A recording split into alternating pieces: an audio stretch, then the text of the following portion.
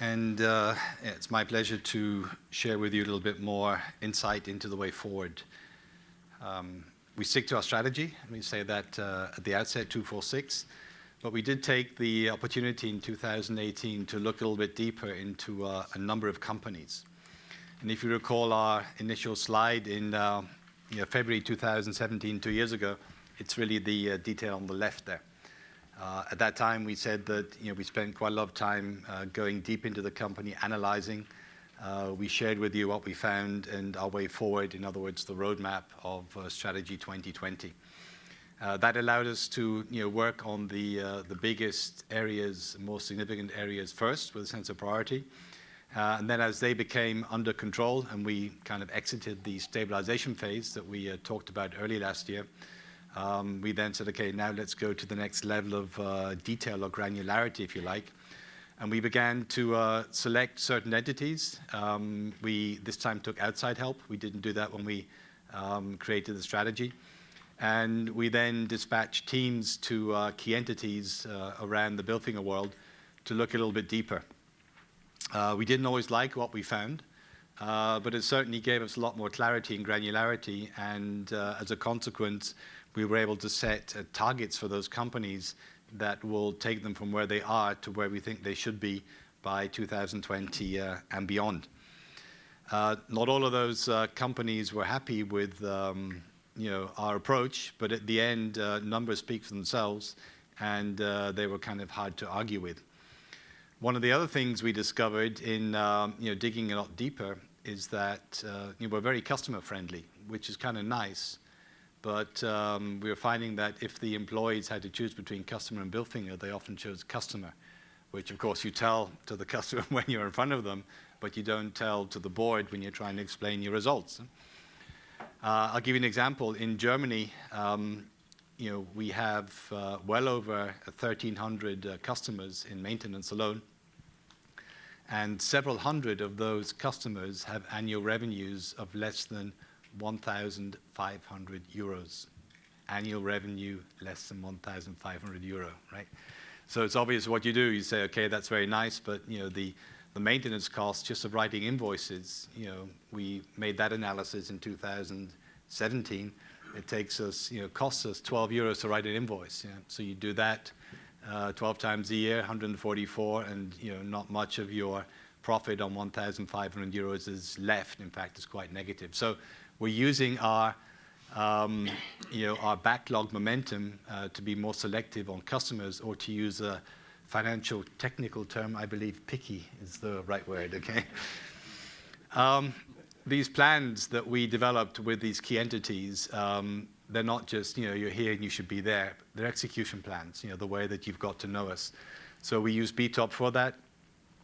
We set degrees of implementation, and then we follow through very rigorously to make sure that the delivery goes all the way to the bottom line. That's new for some of our colleagues, but it was highly necessary. We looked also at our projects and our products.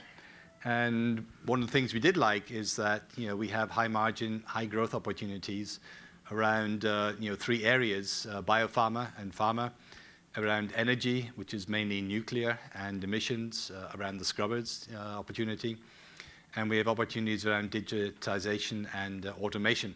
So all of those areas are growth areas within Bilfinger, and they're not only growing at a double-digit rate, they also deliver higher, significantly higher than average margins, and some of them, especially scrubbers, also deliver good upfront cash payments. So we wanted to get more focus on that group, and this is part of the story I'm leading up to why we did some fine-tuning in our structure.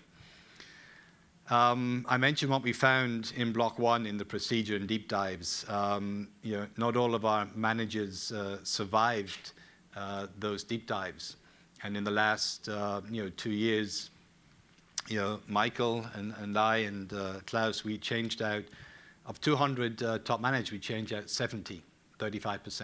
Yeah. And of those 70, 35 were internal promotions, one of whom is sitting on the left, and 35 were additional expertise we brought in from the outside.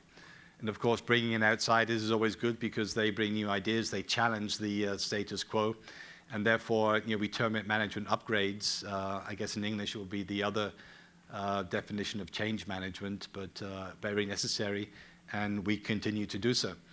We added to business development. We mentioned that at the outset of last year that we invested in expertise in each of the 6 focus verticals. We have the 6 industries, and that it's an additional cost. But I think you'll agree that our momentum, our development, and growth on the order intake line justifies that. So it's the right thing to do, and going forward, we're going to be doing that even more.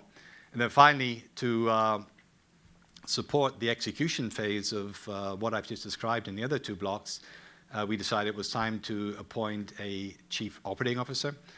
When I say we, this is something that Michael, myself, the board talked about for a while, and we're very happy to find an insider. And I think after Duncan's given his presentation, you'll agree why. Finally, on our structure, what we've put in place is very strong governance, especially around project management. We've talked a lot about that in 2017 and 2018, and we're never going to give up talking about it because delivering project execution excellence is a key part to our story. We're doing it. We expect to be able to continue to do so, and therefore that's an essential ingredient that a company like Bilfinger just cannot do without. It's an imperative. We've been consolidating in country. Christina mentioned that. We have a good example in Austria. We're looking at other countries where it's not just a question of saving SG&A costs, because obviously if you have 5 companies merging into one, you only have one set of books to attest at the end of the year to put through the audit partners. But what it does give you is a much stronger management team. So 5 companies doing 60 million a year is very different than 1 company doing 300 million. And as we consolidate those companies, we will put in place newer and stronger management, again, to drive our plan going forward. Something else I liked, which we began in 2018 and continue to take forward, is working in teams. We're working in teams to generate integrated projects. Duncan will touch on one of those. But also we work in teams cross-border. What does that mean? We've formed Bilfinger Turnaround concept. This is driven mainly by our teams in Germany and in Austria. But these teams work throughout Europe. So they are based in Germany and Austria, but they will equally work in the Netherlands. They'll work in Scandinavia. And we work very closely with our customers so we can actually dovetail, do end-to-end planning. And already today, our order book is full for 2019 for turnarounds. It's almost full for 2020. And the first customers have already secured our teams for 2021. So I think what I've described there is a continuing strengthening our sense of purpose, and it's something that we will drive forward what we committed to, but in a very tangible, measurable, and quantifiable way, not just we're here, we want to get there, not sure how to do it. We know what we're doing. As I mentioned, we haven't gone away or detracted from our strategy, our 2-4-6 strategy. It's nice to be able to explain that left to right or right to left, our industries, our regions, our service lines. What we have done is we put the technologies part, these are the producing companies I just described. We put them into one basket. We now call that service line technology. And we took the engineering part out and moved it into maintenance. And as such, essentially it's EMC. We've moved the E and the C into the M. And let me show you why we did that. And this is a slide I actually used internally when the colleagues asked the same question. So what you're looking at here is our European engineering resources. You recall that we have a number of companies, the largest of which is called Tebodine, based in Holland. Tebodine focuses on the European market, but of course one of their strong customers was NAM, the oil and gas company, JV, Shell, Exxon. And NAM, as you probably have read, scaled back their production significantly because of so-called mini earthquakes under the ground on account of fracking in the Groningen gas field. So we have a changing business there. And the PMC work, the project management consulting work that Tevadine was focusing on, is actually began to shrink from 17 to 18. You see here that the proportion of the other side of our engineering, that's the maintenance and modification engineering, is increasing. So the order intake, it's gone from being 26% of our 2017 orders to 30% in 18, mainly because it's growing, not because the other one is shrinking. The revenue, even a stronger position, but I think the one that's really telling is the last one, and that's gross profit. So 32% of our gross profits in engineering came from modifications in 17. That grew to 41% in 18. And on a year-for-year basis, you'll see bottom right-hand corner there that the change in gross margin was roughly 2.5%, 250 basis points in modifications, and it deteriorated by almost the same amount in project management consulting. So, we dive down very deeply. That's the message of this chart, and we take action. And the action was that, we're going to get more bang for our buck, again, to use a technical term, by moving this business into the maintenance area, having it work closer with our modifications team, and essentially giving the customer an end-to-end solution. We can engineer the modification, and we can execute it. That's what many of our competitors do. They call it EMC. We chose the title engineering and maintenance, just to keep it short, or E&M is our new abbreviation.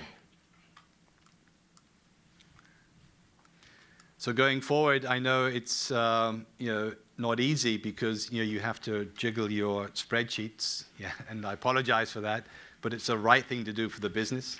And effective January the 1st, as I said, we've taken 2 service lines. So we took the engineering out of E&T, moved it into maintenance, so that became E&M. And when you look then backwards at what would those service lines have yielded in terms of EBITDA in 2018, I think it's quite a telling picture. So on the left, let's get the bad news out of the way first, just shy of 500 million in revenue, but a negative adjusted EBITDA of 24.